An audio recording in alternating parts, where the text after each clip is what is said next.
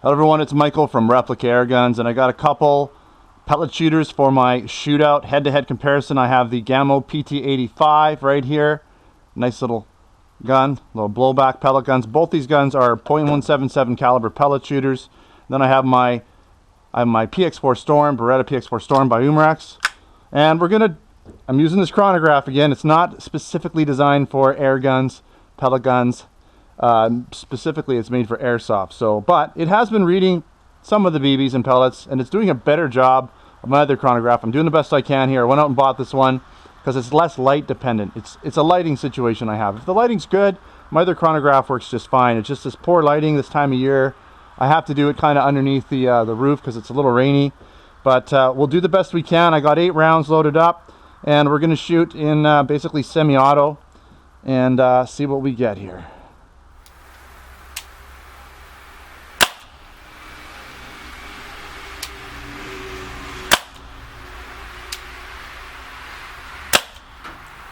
Nothing so far.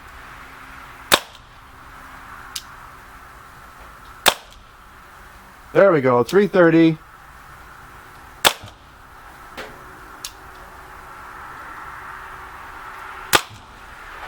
.303.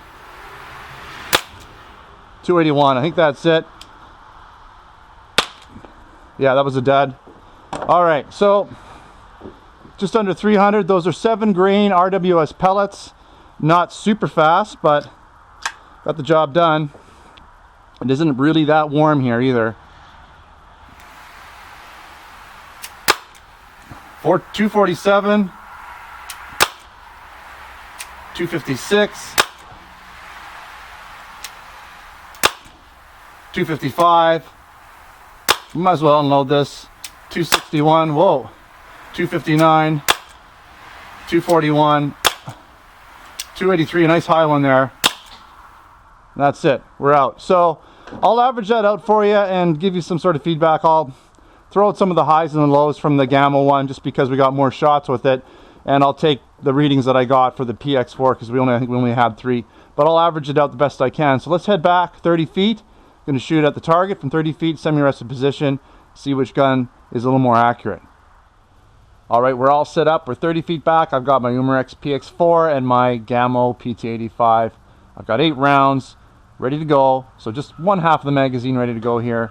And we're going to shoot 8 rounds at 30 feet, semi-rested position. Let's start with the Gamo. We'll switch up the target once we're done here. Let's count them off because we're not going to know. Slides don't lock back on these rotary magazines. It's just the way that the pellet magazines are. All right, so.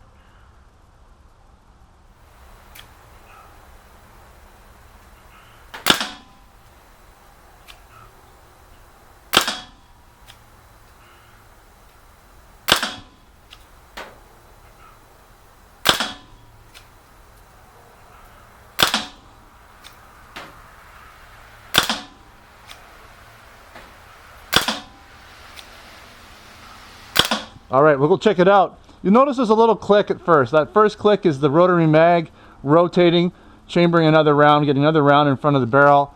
And then the second part of the trigger pull is the release of the double action or single action hammer. So it's like a double action rotary magazine, single action hammer from the Blowback. All right, let's go check it out. Not bad grouping. I'm a little off to the right. So kind of what you'd expect, I guess. I mean, I can't remember if there's actually a sight adjustment on it. I'll have to double check or refer to my notes, but a little to the right, but very well centered up and down. And I would say that's pretty close to a 2-inch group. That might be a little rip on the bottom. Not bad accuracy, really good blowback. That gun has a lot of blowback, very heavy blowback. So it likes to rise up a little bit like a real gun. So when you're shooting, you see your trigger, or you see your sights move up and see the barrel rise quite a bit, just like a real gun would. So not as heavy as a real 22, but definitely a lot of blowback. All right, PX4 time. We'll get the hammer lock back for some single action hammer shooting. And again, this one, the rotary magazine is double action, so I have to squeeze the first part of the trigger to get the rotary magazine to rotate the round into the next available round in line with the chamber, and then I shoot release the hammer with single action. So here we go. There's the rotary mag, and now it's the release of the hammer.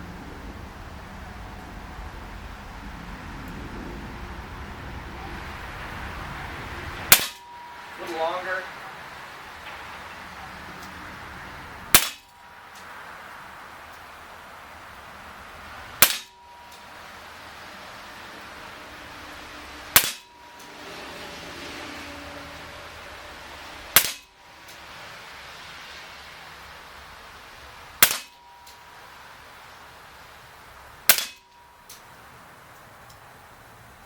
Alright, let's take a look.